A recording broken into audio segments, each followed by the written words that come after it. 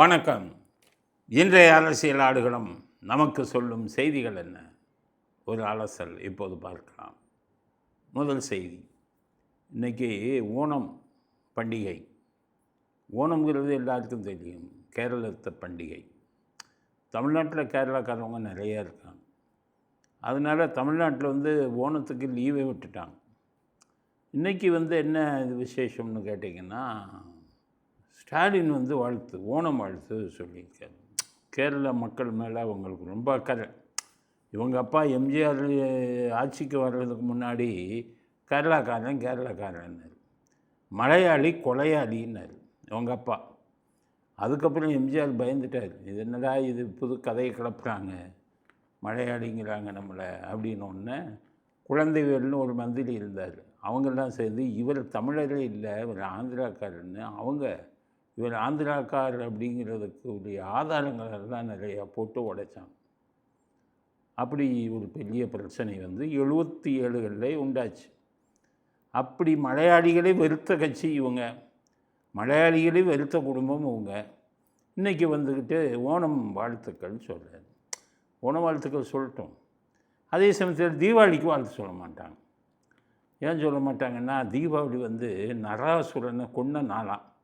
அது இவங்க யாருக்கும் வாழ்த்து சொல்ல மாட்டாங்களாம் அப்படின்னு இவங்க ஒரு இது. நராசுரம் கொண்டாடுறதுனால ஒன்றும் இல்லை, இந்துக்கள் கொண்டாடக்கூடியது. இவங்களுக்கு இந்துனாலே பிடிக்காது.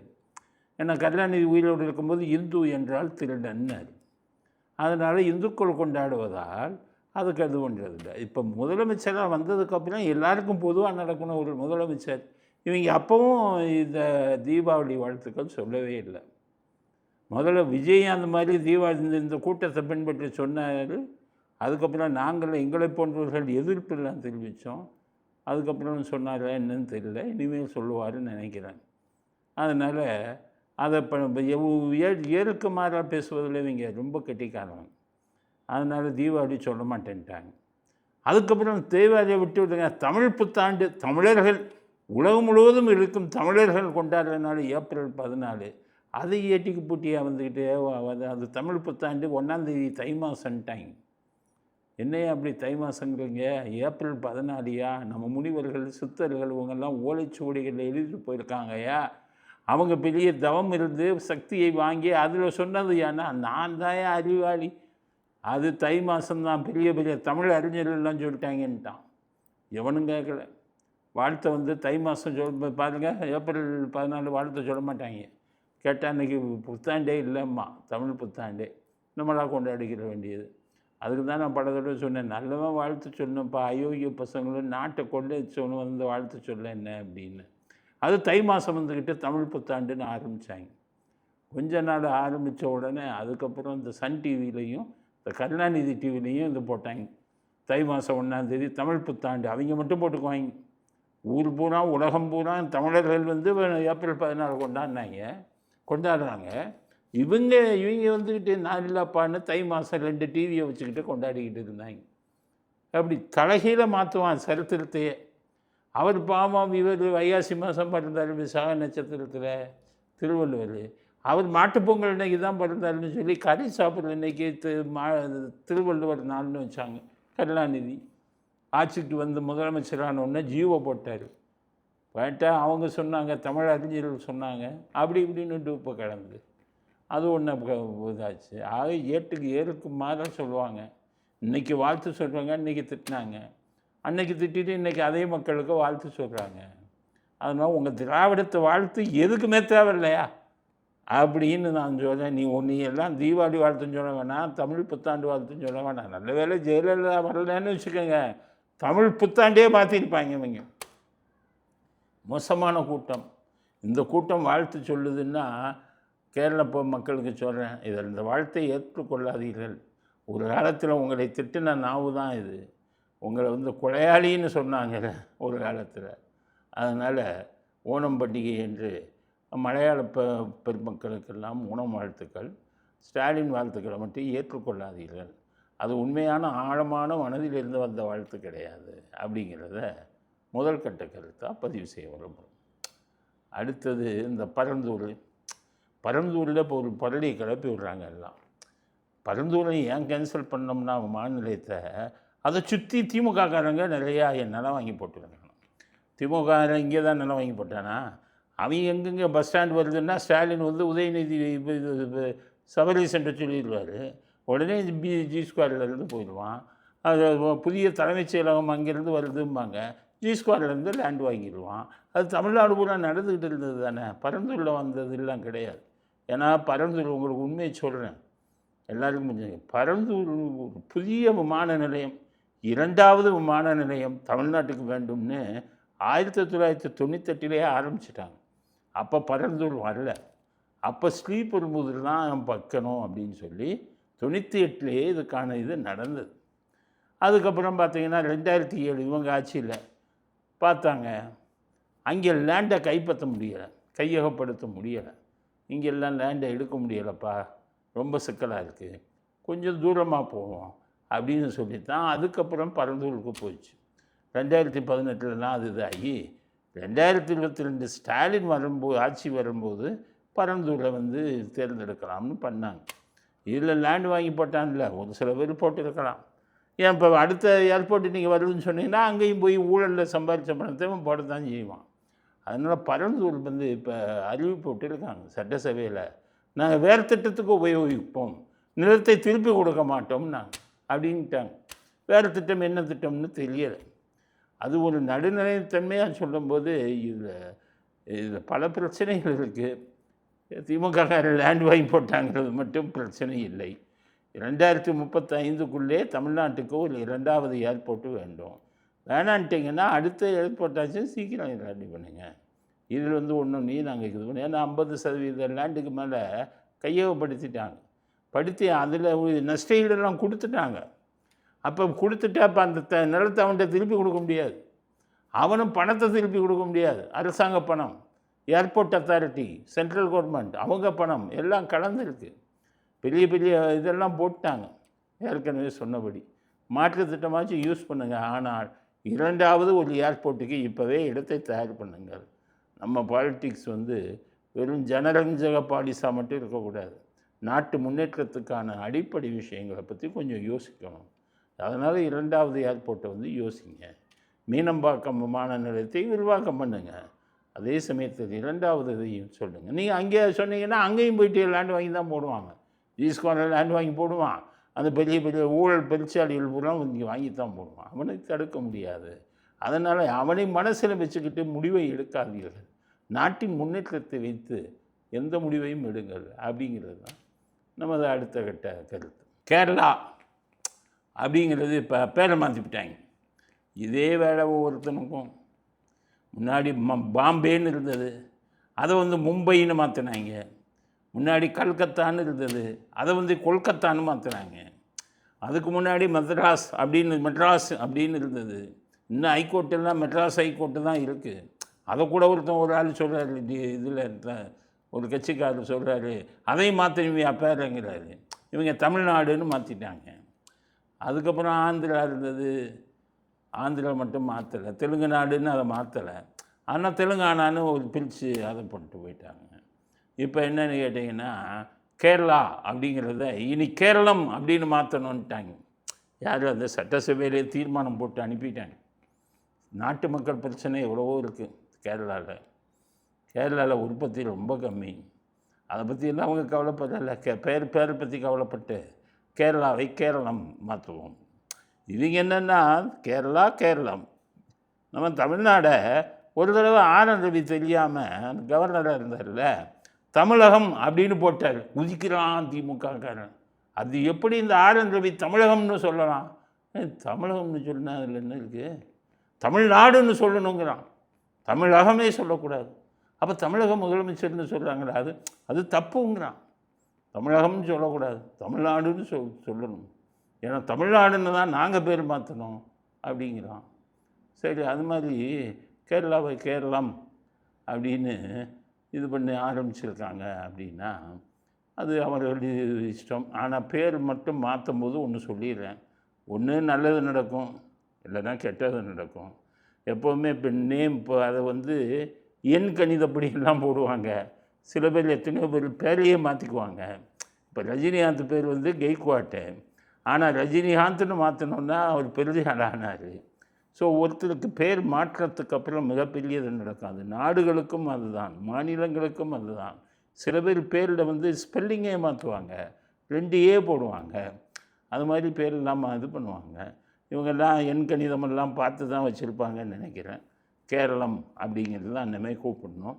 சரி, நம்மளும் எல்லாத்தோடையும் அவங்கள விரும்புகிறாங்க, நம்மளும் சேர்ந்து இனி கேரளம் அப்படின்னே கூப்பிடுவோம் அப்படிங்கிறது தான் நம்முடைய கருத்து. இதுக்கிடையில் இந்த காக்ரோச்சுன்னு இருப்பாங்க, கருப்பாம்பூச்சி ஜனதா கட்சின்னு ஒருத்தர் வச்சுருக்காங்க. அவங்களுக்கு பேரே வைக்க தெரியல. ஏன்டா கருப்பாம்பூச்சின்னு வைக்கிறோம்னா சுப்ரீம் கோர்ட்டில் சொன்னாங்க இந்த கருப்பாம்பூச்சிங்கெல்லாம் போர்டில் ஆடுதுன்னு. அதனால் வேணும்னே வச்சோம். சுப்ரீம் கோர்ட்டில் ஆயின்னு சொல்லுவாங்க, நீ ஏன்டா ஒரு நல்ல பேராக கிடைக்கல அப்படின்னும் போராட்டம்லாம் பண்ணாங்க. வட இந்தியாவில் தான் அதுக்கு செல்வாக்கு அதிகம். அது சும்மா இருக்கணும்ல. இந்தியாவிலேயே சிறந்த முதலமைச்சர் 3 பேராம். அதில் போய் ஸ்டாலினை போய் சொல்கிறாங்க. स्टालिन, एमके स्टालिन, इकोनॉमी काफी अच्छी करी थी उन्होंने, ठीक है, वो एक हो गए. पिनाराई विजयन ने केरला में education model, health care model काफी अच्छा किया था. दिल्ली में अरविंद केजरीवाल जी ने भी काफी अच्छा काम किया था स्कूल और हेल्थ केयर का. तो कई सारे, आई विल बी ऑनेस्ट, मतलब क्या है, अच्छा काम किया है यार. ஒன்று ஸ்டாலினா, அடுத்தது கேரளாவை சேர்ந்தவர் பினராயி விஜயன், 3வது டெல்லி முதல்வராக இருந்தால் கெஜ்ரிவாலுங்கிறான். இதில் வேடிக்கை, ஸ்டாலின் ஊழலில் முதல் பரிசு பெற்றுட்டார். மக்கள் நிராகரிச்சுட்டு தோக்கடித்து அவரே தோற்று போயிட்டார். அவரை போய் சிறந்த முதலமைச்சருங்கிறான் அந்த கருப்பாம்பூச்சிக்காரன். அதுக்கேற்ற மாதிரி கெஜ்ரிவால், அவர் மேலே 100 கோடி ஊழல், அவரும் மக்கள் தோக்கடிச்சிட்டாங்க. அவரை போய் சிறந்த முதலமைச்சருங்கிறான். பினராயி விஜயன் ஏற்கனவே தோற்று போயிட்டார். அவங்க கட்சி தோற்று போச்சு. முதல் மந்திரி பதவி போச்சு. ஆக தோத்தாலா 10 சிறந்த முதலமைச்சருங்கிறான். அதை எப்படி சொல்கிறான்னு தெரியல. தமிழ்நாட்டில் அந்த கட்சி வளருமா? அந்த கட்சி வளராது. ஸ்டாலினை போய் சொன்னான்னா ஓட்டு போடுறவனும் போட மாட்டான். அதனால் சிறந்த முதலமைச்சர்னு சொல்லணும்னா பல விஷயங்களை பார்த்து சொல்லணும். இப்போ இந்தியா கூட்டணின்னு இருக்குல்ல, அது வந்து தமிழக வெற்றிக் கழகம் ஒரு ஐடியா பண்ணுறாங்களாம். அகில இந்திய அளவில் அந்த தேசிய வெற்றிக் கழகம்னு ஒன்று கொண்டு வர போகிறாங்களாம். அதுக்கு தான் ஐடியா. கேரளாவில் ஒரு நடிகர் அவரோட பேசிக்கிட்டு இருக்காங்க. அவரை கேரளா தலைவராக போட போகிறாங்களாம். அதனால் பிரதமர் பதவிக்கு விஜய் வந்து எய்ம் பண்ணுறாரு அப்படின்ட்டாங்க. இதை கேட்டவுடனே அந்த டிஷர்ட்டுக்கு, டெல்லியில் இருக்கிற டிஷர்ட்டு ராகுல் காந்திக்கு கோபம் பயங்கரமாக வந்துருச்சு. அதுதான் அந்த மாணிக் தாக்கூருக்கு திட்ட ஆரம்பிச்சிட்டாரு. மந்திரி சபையை விட்டு விலகிட்டு திட்டினாலும் பரவாயில்ல, மந்திரி சபை உள்ளேயே இருந்துக்கிட்டு திட்டிக்கிட்டு இருக்காரு. அதனால் இப்போ விஜய் வந்து கொஞ்சம் பிரதமர் ஆசை வந்து விட்டது அப்படின்னா அவங்க கணக்கு எப்படி போடுறாங்கன்னா, தமிழ்நாட்டில் 40க்கு 40, கேரளாவில் ஒரு 20 ஜெயிச்சிடலான்னு ஐடியா பண்ணுறாங்க. 2 சேர்த்திங்கன்னா 60 எம்பி வச்சு முதல் மந்திரியாக பிரதம மந்திரி ஆகிடலான்னு கணக்கு போடுறாங்க. 60க்கு எப்படி பிரதமராக முடியும்? 272 இருக்கணும், அப்போ தான் பிரதமர் வந்து ஆக முடியும். ஆனால் ஒருவேளை கூட்டணி மந்திரி சபை அமைச்சா இந்த 60 எம்பிக்களை கையில் வச்சுக்கிட்டு பேரம் பேசி முதல் பிரதமர் ஆகிவிடலாம் அப்படின்னு சொல்லியிருக்காங்க. ஏன்னா ஆஸ்தான ஜோசியர்னு சொல்லிட்டாராம், நீங்கள் பிரதமராக போகிறார் விஜய் அப்படின்னு. ஆனால் நம்முடைய இது என்னென்னா, நீங்கள் முதலமைச்சராக இருந்து உங்கள் பணியை எங்கேயோ ஒழுங்காக சேர்ந்தாலே போதும். நீங்கள் போய் பிரதமராகணும் அப்படிங்கிற ஆசைகள் எல்லாம் தேவையில்லாத ஆசைகள். எங்களுடைய இது அதுதான். அதனால் மாநில லெவலில் நீங்கள் கான்சன்ட்ரேட் பண்ணுங்கள். இந்த நாட்டுக்கு பிரதமராக வரணும் அப்படிங்கிற ஆசைகள் எல்லாம் தள்ளி வையுங்க. கருணாநிதியை கேட்டாங்க அப்போவே. தமிழ்நாட்டிலேருந்து இதுவரை யாரும் பிரதமராக வந்ததில்லை. விஜய் அப்படி ஒரு வேளை பிரதமராக வந்தாலும் நாங்கள்லாம் மகிழ்ச்சி தான் அடைவோம். ஆனால் அது வந்து ஒரு மோசமான ஒரு விஷயம். ஆட்சி வந்து 272 எம்பி இல்லைன்னா ஆட்சி அமைக்க முடியாது. அதனால் அதுக்கு ஆசைப்படுவது அவ்வளவு சரியாக இருக்காது. ஏன்னா கருணாநிதியே சொன்னார், நீங்கள் பிரதமர் ஆகிறீங்களான்னு கேட்டாங்க. என் உயரம் எனக்கு தெரியும்னாரு. ஆனால் கருணாநிதியை விட விஜய் பரவாயில்ல. ஏன்னா கருணாநிதிக்கு தமிழ் தான் தெரியும், இங்கிலீஷும் தெரியாது, ஹிந்தியும் தெரியாது. விஜய்க்கு ஓரளவு இங்கிலீஷு தான்டா தெரியும், ஹிந்தி கூட ஓரளவு தெரியும்னு நினைக்கிறேன். அவரை விட ஒரு தகுதி படைத்தவர். ஆனால் இருப்பதிலே கவனம் செலுத்துவது தான் நல்லது அப்படிங்கிறது எங்களுடைய தாழ்மையான கருத்து. அதுக்கடுத்தது குடிமைப்பிடி சண்டை. திமுக ஒருத்தன் 70 வயசுக்கு கீழே இருக்கிறவனுக்கு தான் மாவட்ட செயலாளர்ன்ட்டாங்க, 45 வயசுக்கு கையில் இருக்கிறவன் தான் கிளை செயலாளர்ன்ட்டாங்க. என்னடா ஏதோ பண்ணாங்கன்னு ஒன்று கனிமொழி எல்லாத்துக்கும் வரவேற்றுட்டாங்க. வரவேற்றுட்டு இப்போ அண்ணன்ட்ட போய் ஒரு பேப்பர் நீட்டினாங்க. அண்ணன் என்னன்னு கேட்டார். 30% நான் சொல்கிற ஆளுக்கு தான் மாவட்ட செயலாளர் போடணும் அப்படின்னு கொடுத்து லிஸ்ட்டே கொடுத்துட்டாங்க. 4 பேர் அந்த அம்மா. ஏன்னா லீகலாக வாரிசு சண்டை, வாரிசு சான்றிதழ் அது வந்து ப்ரைவேட் லிமிடெட் கம்பெனி தானே. திமுக ஜனநாயக முறையில் இங்கே தூக்கி போட்டுருக்கு. இவருக்கு 33%, 1/3. இதை கேள்விப்பட்ட உடனே உதயநிதி போய் அவர் ஒரு லிஸ்ட்டு தயார் பண்ணி எனக்கு 30%ன்னு கேட்டாங்க. ஆக 30 60. இனி சபரீசன் ஒரு லிஸ்ட்டு கொடுப்பாருன்னு நினைக்கிறேன். கொடுத்த உடனே இது யாரை போட போகிறாங்க அப்படிங்கிறது தெரியல. கருணாநிதி எப்படி போட்டாருன்னு பார்ப்போம். மாவட்ட செயலாளர் கருணாநிதி மாவட்ட செயலாளர்கள் எப்படி போடுவார்னா குவாலிஃபிகேஷன் வச்சுருப்பார். எல்லாருக்கும் இப்போ பார்த்தீங்கன்னா நீங்கள் பண்ணுற படிப்பு படித்திருக்க வேண்டும்பாங்கல்ல, அப்படியால தான் போடுவாங்க. கருணாநிதி என்ன கேட்பாருன்னா மாவட்ட செயலாளர்னா, யோ கள்ள ஓட்டு போடுவியான்னு கேட்பார். எவ்வளோ கள்ள ஓட்டு போடுவேன்? 4 லிஸ்ட்டு கொடுப்பேன் உங்கள் தொகுதிக்கு.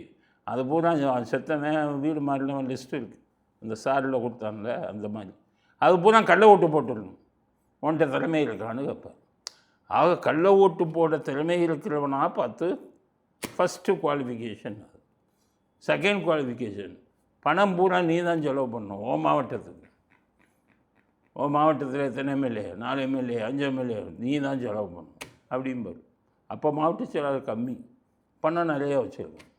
நான் ஒன்று மாவட்ட செயலாளர் போடல, கட்ட பஞ்சாயத்து பண்ணிக்க, கான்ட்ராக்டு இதெல்லாம் நீ எடுத்துக்க, அது நானும் பணம் செலவு பண்ணணும். 2வது கண்டிஷன். 3வது கண்டிஷன் என்ன போடுவார் தெரியுமா?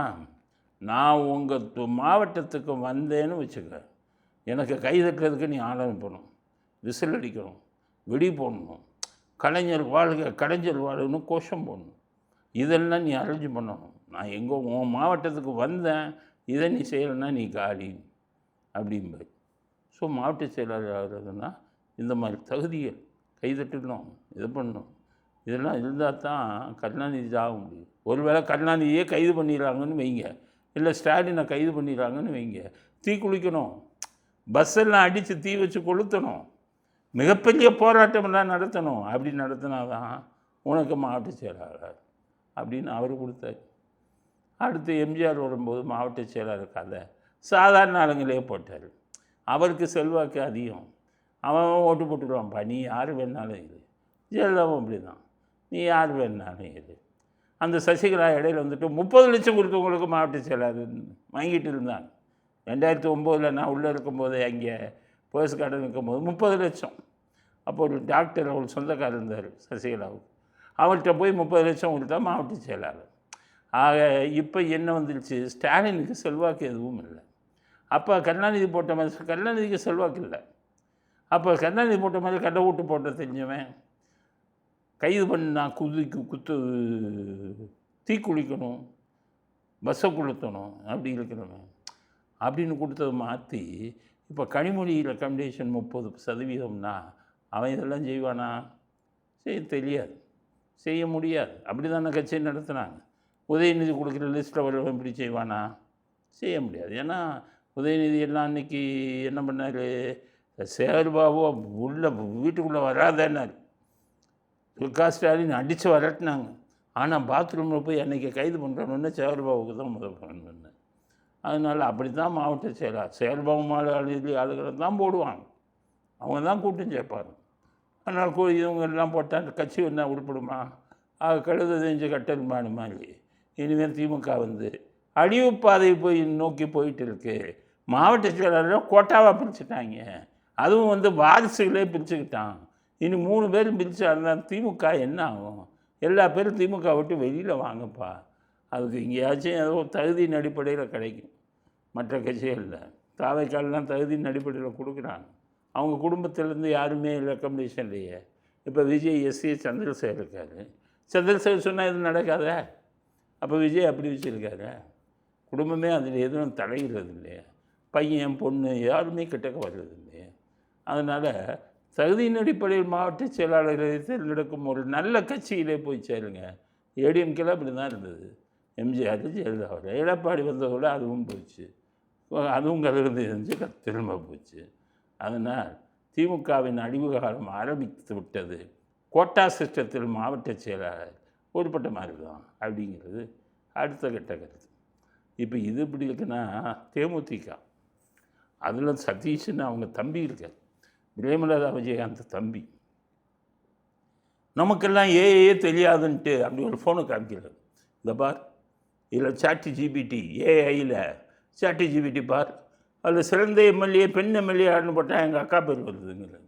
இப்போ ChatGPTயில் வந்து இன்னைக்கு ஒரு இது வந்திருக்கு. இன்னைக்கு ஒன்றுக்கு தமிழ்நாட்டில் எந்த சட்டமன்ற உறுப்பினர் புதுசாக வெற்றி பெற்ற சட்டமன்ற உறுப்பினர் பர்ஃபார்மன்ஸ் எப்படி நல்லா இருக்குன்ட்டு இன்னைக்கு ஒன்று வந்திருக்கு. அந்த ChatGPTயில் பார்த்தீங்கன்னாக்கா அதில் வந்து பிரேமலதா விஜயகாந்த் ஃபர்ஸ்ட் பேரில் இருக்கு. இப்படி அண்ட புழுங்க ஆகாச புழுங்கா எப்படி உங்கள் அக்காவை நீங்கள் திருப்திப்படுத்துறதுக்கானா பிரேமலதாவை தாக்கணுங்கிறது எங்கள் எண்ணம் அல்ல.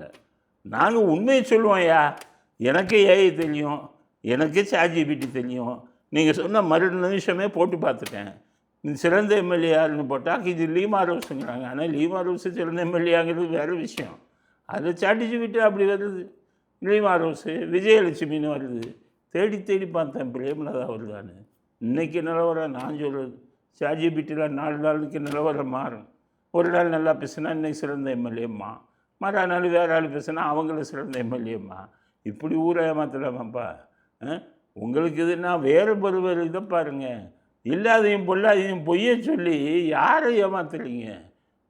நாட்டில் இன்றைக்கி இருக்கிறவங்கள இந்த சின்ன வயசில் இருக்கிற அத்தனை பேருக்கும் ஏஐ தெரியும். உங்களை மாதிரி வயசை தாண்டவங்களாம் ஏஐ தெரியாது. ChatGPTயில் எவனோ ஒருத்தன் போட்டு கொடுத்தானே அதை காமிக்கிறீங்களே, இதை மற்றவன் பார்த்து வெரிஃபை பண்ணுவானே, அசிங்கமாக நினைப்பானே அப்படிங்கிற ஒரு இது வேணாமா? அதனால் முழுவதும் போய் அவருக்கு சிறந்த எம்எல்ஏங்கிறதுவே வந்து ChatGPTயில் வரவில்லை என்று கூட அதை பார்த்துட்டு தான் நான் பேசுகிறேன். ஊரை ஏமாத்தாதீர்கள் சதீஷ் MP. உங்கள் அக்காவுக்கு நல்ல பேர் வாங்க மாட்டேமானால் நீங்கள் நல்ல பேர் வாங்கினா நீங்கள் வாங்கிக்கோங்க, அதுக்கு வேறு வழியை பாருங்கள். இது மோசமான வழி அப்படிங்கிறது நம்முடைய அடுத்த கட்ட கருத்து. அடுத்து மதிமுகவுக்கும் தாவேக்காவுக்கும் ஃபைட் ஆயிடுச்சு. என்ன ஃபைட்டுன்னு பார்த்தீங்கன்னா, சட்டசபையில் இப்போ பார்த்தீங்கன்னா எல்லாம் இந்த நேரலை போடுறாங்க. ரொம்ப மகிழ்ச்சியாக இருக்குது. இந்த இளைஞர்கள் போனால் முன்னாடி இந்த ரீல்ஸ் பார்த்துக்கிட்டு இருந்தவன், ஷார்ட்ஸ் பார்த்துக்கிட்டு இருந்தவன், சினிமா பார்த்துக்கிட்டு இருந்தவன், அவன் எல்லாம் இப்போ மாறி சட்டசபையை பற்றி டெய்லி பார்க்குறான், நாட்டில் நடப்பை தெரிஞ்சுக்கிறான். அரசியலில் இளைஞர்களுக்கு ஆர்வம் வரணும். இந்த நேரலைங்கிறது ஒரு நிறைய சேஞ்ச் பண்ணிடுச்சு. திமுக காரணம் ஒழிச்சிருச்சு. ரவுடித்தனம் பண்ண முடியலை, தூங்க முடியலை.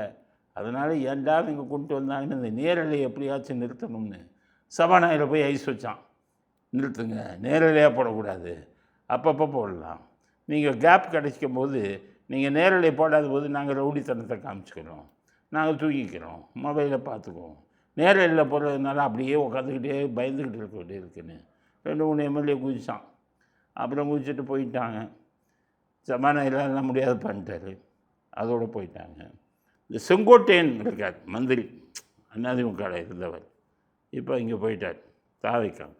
அவர் வாயை வச்சுக்கிட்டு சும்மா இல்லைக்காம ஏதோ பேசும்போது மதிமுக மாதிரி அதிமுக ஆயிடும்ட்டார். அதோடு விட்டு இருந்தால் பரவாயில்ல. மதிமுக என்ன தெரியுமா, தலைவன் தான் இருப்பான்.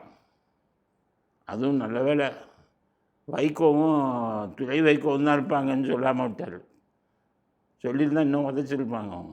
வைகோ தலைவர்கள் தான் இருப்பார்கள், ஆனால் தொண்டர்கள் இருக்க மாட்டார்கள். அதுக்கு பேர் தான் மதிமுக. அந்த மதிமுக மாதிரி அதிமுக மாறப்போகுது, தலைவர் தான் இருக்க போகிறான், தொண்டன் இருக்காதுன்ட்டு. அது உடனே பயங்கர கோவம் வந்துருச்சு அப்பாவுக்கும் பையனுக்கும். வைகோ பையன், நாங்கள் எவ்வளவு உங்களை பார்த்துக்கிட்டு இருக்கோம் தெரியுமா? உங்களை கவிழ்க்கிறதுக்கு திமுக முயற்சி செய்கிறது.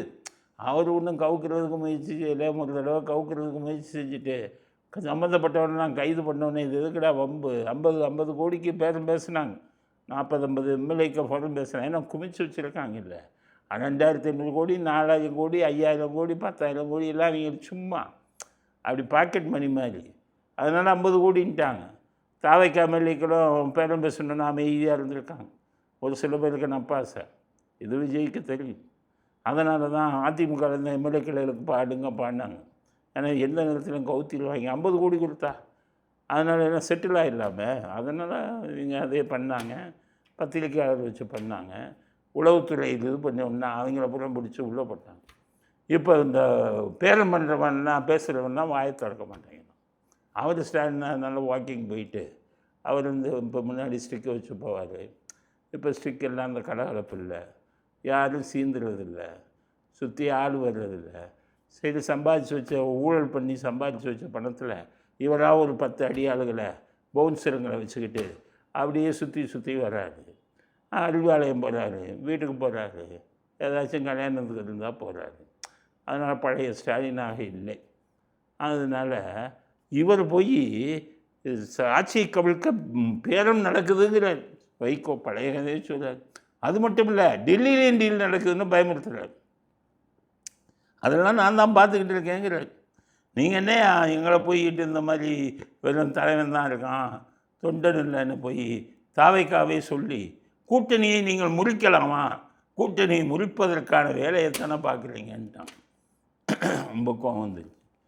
அவரை போய் செங்கோட்டையனை போய் எல்லாம் கட்சி மந்திரிங்கெல்லாம் போய் என்ன சார் இப்படி பேசிட்டீங்க அப்படின்னு அவர் ஏதோ வாயிலுக்கு வந்தது தெரியாமல் வந்துடுச்சுப்பா, ஏதோ உண்மையை பேசிட்டேன், இதில் போய் என்ன கோவிக்கிறீங்க, உண்மையை பேசக்கூடாது சார், அரசியலுக்கு வந்துட்டீங்கன்னா பொய்யா தானே பேசணும், உண்மையே பேசக்கூடாது, வைகோவுக்கு மக்கள் செல்வாக்கு கொடி கட்டி பறக்கிறதுன்னு சொல்லணுங்கிறாங்க.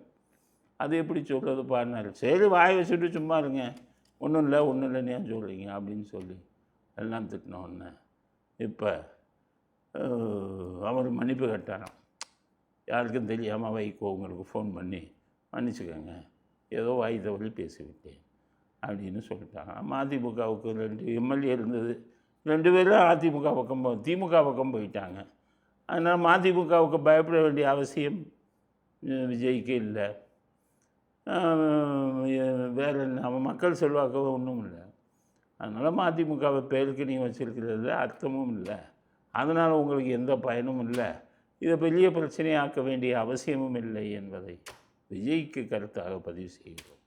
இத்துடன் இன்றைய அரசியல் ஆடுகளம் நிறைவு பெறுகிறது. மீண்டும் நாளை புதிய செய்திகளுடன் உங்களை சந்திக்கிறோம். நன்றி, வணக்கம், ஜெயஹிந்த்.